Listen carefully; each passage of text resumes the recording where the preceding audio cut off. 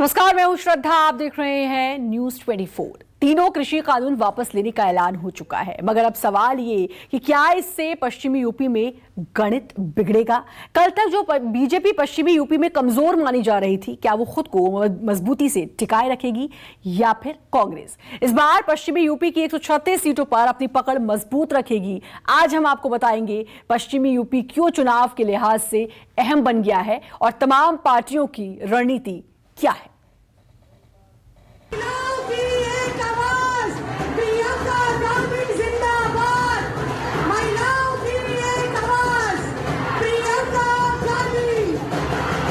देश के किसानों के प्रति आपकी नीयत सचमुच साफ है, तो आज अपने केंद्रीय गृह राज्य मंत्री के साथ मंच पर विराजमान मत होइए।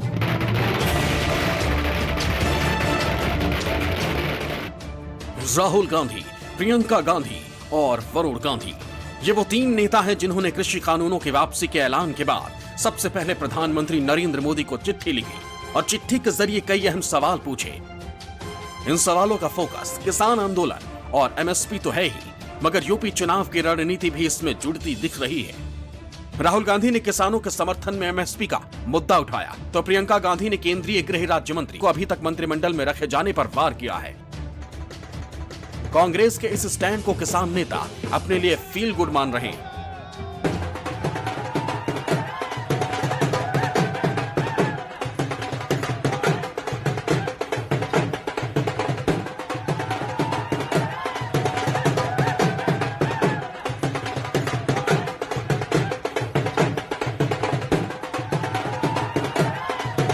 निश्चित तौर पे हम स्वागत करते हैं उनका। उन्होंने कम से कम नोटिस लिया। यही बात मैंने थोड़ी देर पहले आपको बताई थी कि जब तक 700 किसानों के बारे में फैसला नहीं होता, उन्होंने अपनी इन बॉर्डरों पर शहादत दी है इस किसान आंदोलन में, और सरकार की निष्क्रियता की वजह से वो हमारे बीच में नहीं है। तो उनके परिवारों को रिहेबिलिटेट किया जाए, मुआवजा उनको दिया जाए और रोजगार उनके परिवारों को दिया जाए, और जो नौजवानों पर मुकदमे दायर हुए हैं इस आंदोलन के दौरान वो वापस लिए जाए। ये हमारी मांग हमेशा से हमारे मोर्चे की मांग है, और उन्होंने अगर इस बात को उठाया तो अच्छा है, उन्होंने नोटिस लिया, उनका धन्यवाद। और तमाम लोगों को उठानी चाहिए बात। देखिए, कई हद तक ये चीज़ें सांकेतिक होती हैं, ये महत्वपूर्ण भी होती हैं। पहली चीज़ तो हमारे देश में प्रथा ये रही है कि अगर किसी मंत्री कि परिवार का कोई व्यक्ति किसी चीज़ में संदिग्ध पाया जाता है और उस व्यक्ति का हस्तक्षेप हो सकता है उसकी इन्वेस्टिगेशन में, तो उसे उस पद पे नहीं रहना चाहिए। वो एक चिरपरिचित जो एक नॉर्म था हिंदुस्तान का, वो तो बीजेपी ने तोड़ ही दिया। जैसे बहुत से और ऐसे इन्होंने तौर तरीके हमारे यहाँ तोड़ दिए। लेकिन इस समय प्रियंका जी का ये कहना कि अगर आप रीच आउट कर रहे हैं किसानों को, तो जिस व्यक्ति, ठीक है उसके परिवार में किसी ने कुछ किया, तथाकथित रूप से आपकी जिम्मेवारी नहीं है, लेकिन आपने तो उसको बचाने के लिए भी कोशिश की और जरूर करेगा, कोई भी पिता करेगा। तो फिर प्रधानमंत्री के साथ अगर आप मंच पर खड़े होते हैं तो एक संदेश अच्छा नहीं जाता है। प्रियंका गांधी की इस चिट्ठी का सीधा मतलब पश्चिमी उत्तर प्रदेश में कांग्रेस को फिर से जिंदा करना है। यूपी का यही वो हिस्सा है जहां बीजेपी पिछले कुछ महीनों से कमजोर पड़ती दिख रही है, और प्रियंका गांधी ने यहां पूरा जोर लगा रखा है।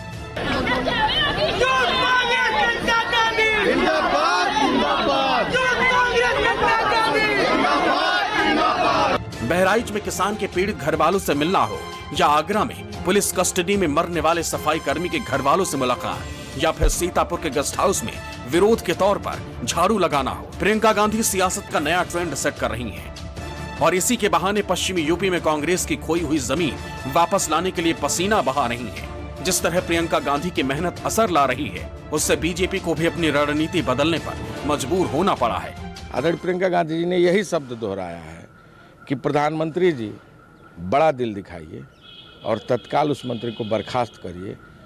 बर्खास्त इसलिए भी होना चाहिए कि उनके ऊपर आरोप प्रशासनिक अधिकारी, इसी सरकार के अधिकारियों ने तय करके बताया है कि वो इस पूरी घटनाक्रम के दोषी हैं। कांग्रेस के लिए पश्चिमी यूपी क्यों अहम बनती जा रही है, उसकी वजह भी बेहद खास है। 2012 के विधानसभा चुनाव में कांग्रेस का पश्चिमी यूपी की 136 सीटों पर खाता नहीं खुला था, मगर 2017 के चुनाव में कांग्रेस ने 2 सीटों को जीतने में कामयाबी पाई। इस बार बदले हालात में किसान आंदोलन ने कांग्रेस को मौका दे दिया है, और पश्चिमी यूपी के जो किसान बीजेपी से दूर चले गए हैं, उन्हें कांग्रेस अपने पाले में लाने के एजेंडे पर काम कर रही है। माना यही जा रहा है कि अगर प्रियंका गांधी की रणनीति काम कर गई तो कांग्रेस अहम भूमिका में दिखेगी।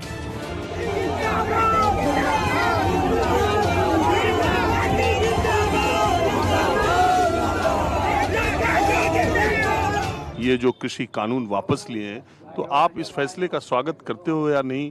आपका गुस्सा कुछ कम हुआ कि नहीं?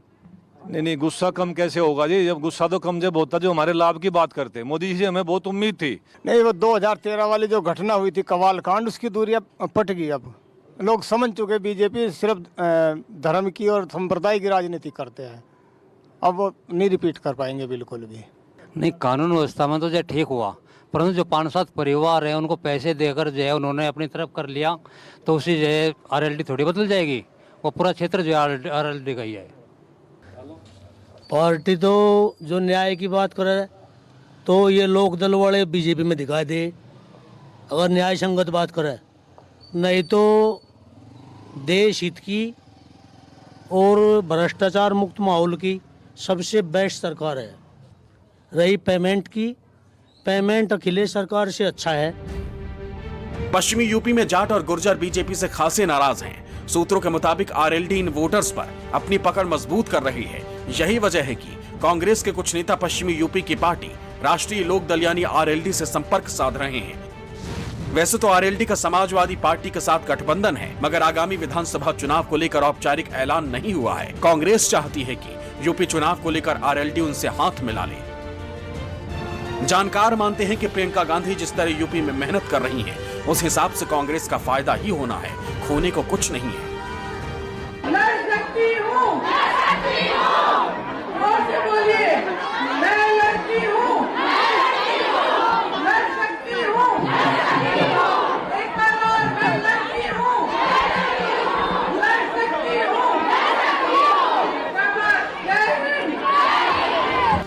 पश्चिमी यूपी के 55 सीटें ऐसी मानी जाती हैं जहां जाट और मुस्लिम आबादी हार जीत तय करती है। दलित 25% माने जाते हैं, मुस्लिम आबादी 36% है, ब्राह्मण 10% है और ओबीसी करीब 30% है, जिनमें जाट और मुस्लिम तबका ज्यादा है। अगर यही जाट वोटर्स किसी तरह कांग्रेस की ओर झुक गया तो पश्चिमी यूपी के आंकड़े 2017 के मुकाबले इस बार बदल जाएंगे। सिर्फ इस वोट बैंक को ही नहीं बल्कि महिला वर्ग को भी प्रियंका गांधी अपनी ओर खींच रही हैं। इसलिए उन्होंने महिलाओं को 40% टिकट देने का ऐलान किया था। कांग्रेस सरकार बनने पर इंटर पास लड़कियों को स्मार्टफोन और ग्रेजुएशन करने वाली लड़कियों को इलेक्ट्रॉनिक स्कूटी देने का वादा किया। अगर हमारी सरकार आए तो खुश हो? क्योंकि हम लोग ना 40% महिलाओं को टिकट देना चाहते हैं। पता है क्यों? क्योंकि जहाँ भी मैं जाती हूँ, मैं इधर आज पास में उन्नाव है, उन्नाव गई, आप लोगों ने सबने सुना होगा कि वहाँ क्या हुआ। उस 2 लड़कियों के साथ हुआ, उनका बलात्कार किया गया, फिर उनके परिवारों पे भी बहुत अत्याचार किया। देश की आधी आबादी पर प्रियंका गांधी की ये रणनीति बीजेपी को नुकसान पहुंचा सकती है। तो हमारी पहली प्रतिज्ञा, टिकटों में महिलाओं को 40% हिस्सेदारी, लड़कियों को, छात्राओं को स्मार्टफोन और स्कूटी।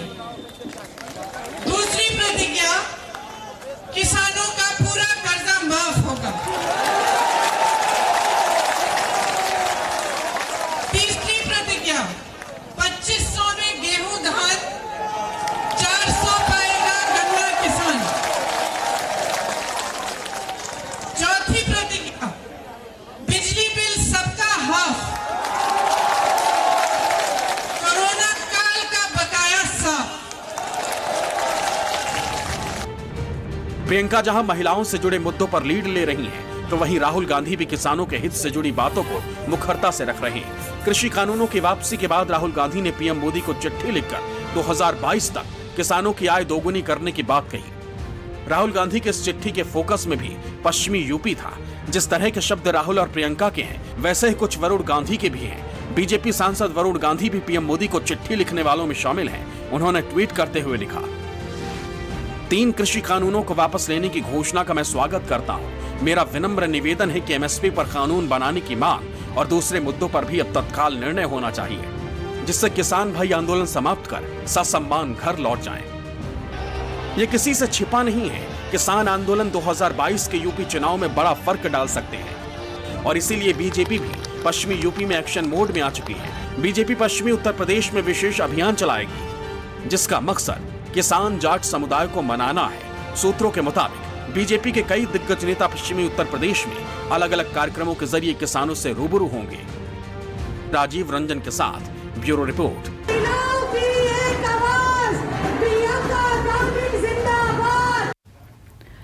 और यहां रुकेंगे एक छोटे से ब्रेक के लिए।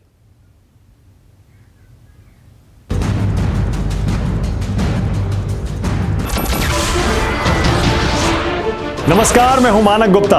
अगर आपको हमारा ये वीडियो पसंद आया हो तो इसे लाइक और शेयर जरूर करें, और हां, हमें सब्सक्राइब और फॉलो करना ना भूलें ताकि आप देश और दुनिया की कोई खबर मिस ना करें।